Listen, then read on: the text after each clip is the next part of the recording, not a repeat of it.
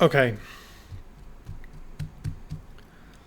So I was in Thailand and I had my chronic fear of death proc up again. So I had this chronic fear of death from a previous experience of psychosis. Long story, but you can see it in other videos.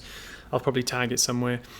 And it came back and I felt like I was going to die again. Like I felt like I was going to die. Like everything I did, it was going to kill me. A bomb would randomly someone's going to blow me up with a bomb. Someone is going to run me over. I'll crash my bike and just die. Like everything, it was this chronic fear arising again. And so I looked for the nearest. I looked for a Vipassana retreat because I knew that the Vipassana retreat is going to be, one, the safest place I could possibly be. Two, it's going to be the most spiritual thing that I could do, right?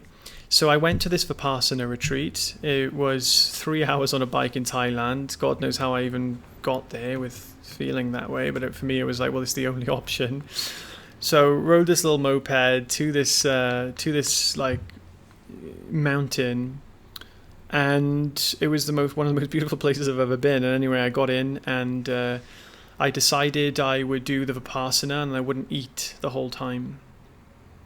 Don't ask me why I thought that would be great. I thought, well, maybe, all these spiritual teachers say that, like fasting is good, and, diet completely like removing all things from your experience could be a interesting experience to try and, I don't know, figure something out.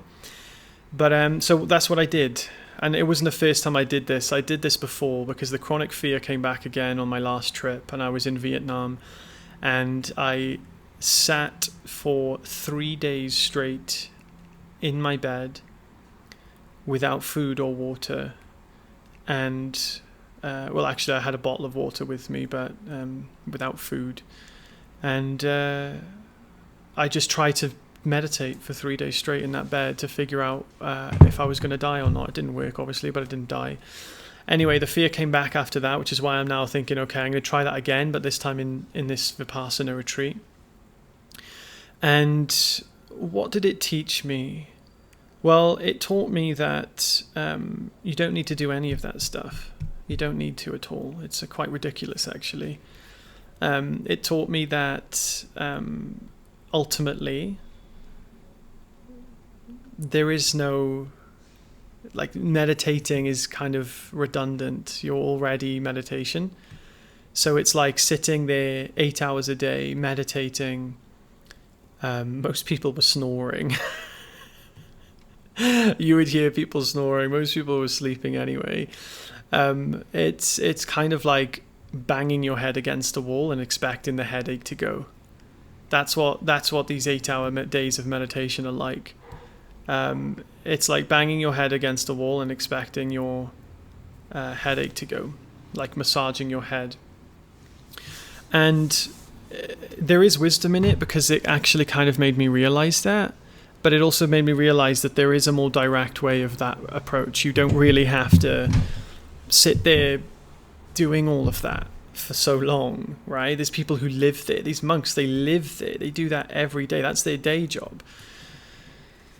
And, I mean, there's no wrong or right to do that. It's like, if you enjoy it, do it. But what is really the goal, right? For me, the Westerner, the white British Welsh guy who popped out of nowhere, that was in my life.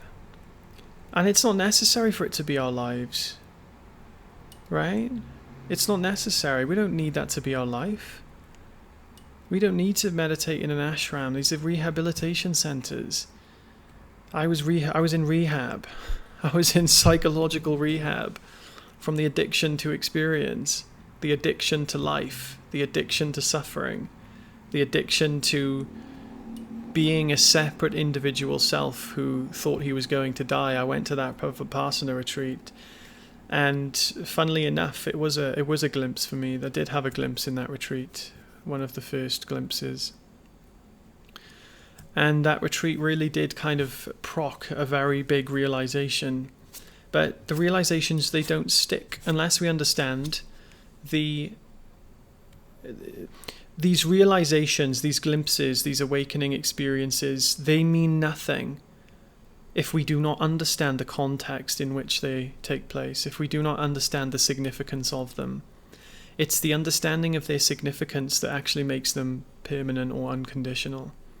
And this was one of the biggest things I realized. So when I came through that experience and I realized that nothing was going to stick, my fear of death was temporarily removed, but it wasn't removed for good. However, it doesn't mean to say that that experience did not set the trajectory for my fear of death to be relieved. Because when I looked back, when I did understand the context, which happened in my bed one day in Wales, I realized that I had these memories of those experiences. I wasn't really remembering the experience itself. The experience itself of a true glimpse or an awakening is not recorded in the brain. It's not recorded in the mind. You can't remember it. You can only remember the moment before it, and you can remember the moment after it, because there is a phenomenal difference or a phenomenal change in experience because of that realization. So typically what happens is the experience happens in timeless awareness. You could call it just beyond space and time. That's where the recognition takes place, because it's not a recognition of an object or anything perceivable. Then because of that unobjective recognition, the objects of it, I wouldn't say the objects of experience change, but the way you see changes in experience, and that you can remember. So when I had that experience and I look back, it made sense. It made even more sense. It made my current experience make more sense because I understood that. So these glimpses, they are seeds, but they're also the fabric of your awakening and your unconditional peace and happiness, because they will provide the future context for your unconditional understanding. And that unconditional understanding is not actually the same as the glimpses. It wasn't for me. My unconditional understanding wasn't this complete shift and change in experience. It was the recognition of the stateless state of my unchanging true experience. So therefore nothing in experience was going to change, because I was just experiencing, or I was always experiencing the truth. So I just noticed. That's it. I just noticed it. And I wasn't going to be there with this ego who was aggrandized and going, oh my God, singing praise to gods, because it had vanished. So it was just like, it was like the king remembering he was the king. The king is normal for the king. This pretender, the king goes to sleep and has a dream that he's the pauper, and he wakes up and he's like, oh, and then he goes back to sleep. He doesn't go, oh, I'm the king. He just goes, oh, everything's normal again. Yeah, thank you. And then he goes back to sleep. You see? Except in this case, you don't go back to sleep. So I hope this provides some insight, because I would find it extremely insightful if someone had shared this with me before, because it would have removed so much misconceptions, so many misbeliefs and things like that. So any questions, leave it in the comments. I have a community. It's totally free. It's in the description if you want to check it out. And yeah, have a beautiful day, guys. Take care.